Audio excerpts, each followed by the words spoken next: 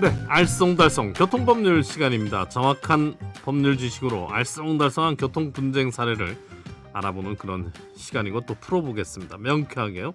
알쏭달쏭 교통법률 더선 법률사무소의 선동인 변호사입니다. 안녕하십니까? 네, 안녕하십니까? 네. 자, 오늘 어떤 내용을 준비를 하셨나요? 네, 몇 해 전부터 소유보다 이용이 대세가 되어가고 있죠.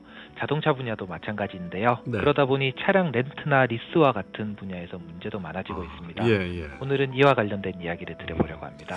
렌트나 리스 어떻게 구분을 하나요?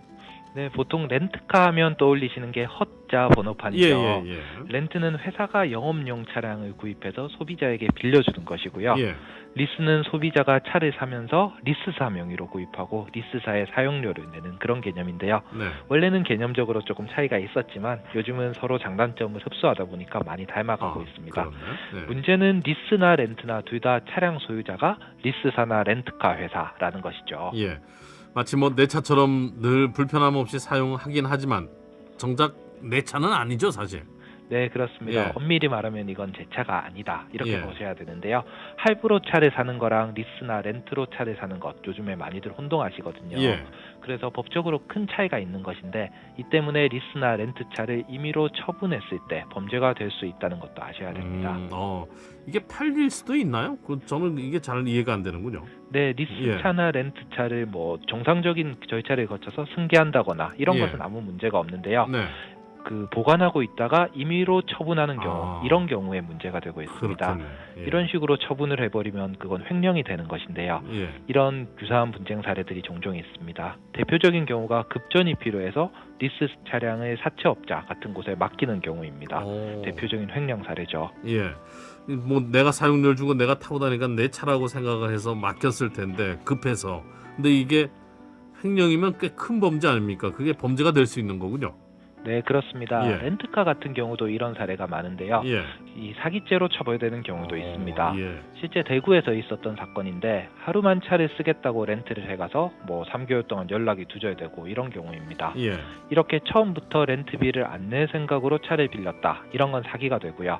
반대로 처음에는 정상적으로 차를 빌려서 타고 다녔다가 어느 순간 마음대로 처분을 해버린다. 이러면 횡령이 되는 것이죠. 사기와 횡령 조금 미묘한 차이가 있군요. 그러다 보니까 뭐 예전에 질문을 하나 받은 적이 있는데 리스를 안 냈다고 횡령으로 몰린 일도 있었다는데요. 그건 어떻게 된 건가요? 네, 단순히 요금을 안 냈다. 이 예. 정도로는 횡령이 되지 않고요. 예. 차량 반납을 거절하는 경우에 문제가 될 수 있습니다. 예. 아마 이 이야기를 하시는 것 같은데요. 예. 보통 리스료를 내지 않으면 회사에서 차량을 반납해라 이렇게 이야기를 합니다. 예. 그럼에도 차량 반납을 거절하면 그건 횡령이 될 수 있는데요. 예. 문제는 이런 법을 악용하고 있는 리스사도 있다는 것입니다. 최근 인천에서 있었던 사례인데 예. 리스료를 한 달가량 연체를 했는데 리스사에서 계약을 해지하고 차량을 돌려달라 이렇게 한 것입니다. 예. 소비자는 뭐 당연히 말도 안 된다 이러면서 버텼고요. 그래서 어떻게 됐나요? 네, 그래서 법원은 결국 소비자 편을 들어줬는데요. 예. 한 달 연체한 것만 가지고는 계약이 해지된 것으로는 볼 수 없다. 아, 이것이 주된 예. 이유였습니다. 결국 계약이 해지된 것도 아니니 리스차를 당장 돌려줄 의무도 없었고요. 따라서 횡령도 아니다. 이렇게 봐서 결국 무죄가 선고되긴 했었죠. 예. 조금 복잡하긴 한데 정리를 하자면은 정상적으로 차량을 이용하고 처분만 하지 않으면 크게 문제될 게 없다. 뭐 이렇게 보면 될 것 같으네요. 네, 정확합니다. 예. 그 정도만 기억하셔도 될 것 같고요. 예. 혹시나 말씀드린 사례처럼 리스사나 렌트카 업체와 분쟁이 생긴다면 네. 주변의 법률 전문가와 꼭 상의해 보시는 게 좋을 것 같습니다. 자, 알쏭달쏭 교통법규 렌트카와 리스 차량에 대해서 알려드렸습니다. 오늘 도움 말씀 주신 분은 더선 법률사무소의 선동인 변호사였습니다. 변호사님 오늘 말씀 고맙습니다. 네, 감사합니다. 감사합니다.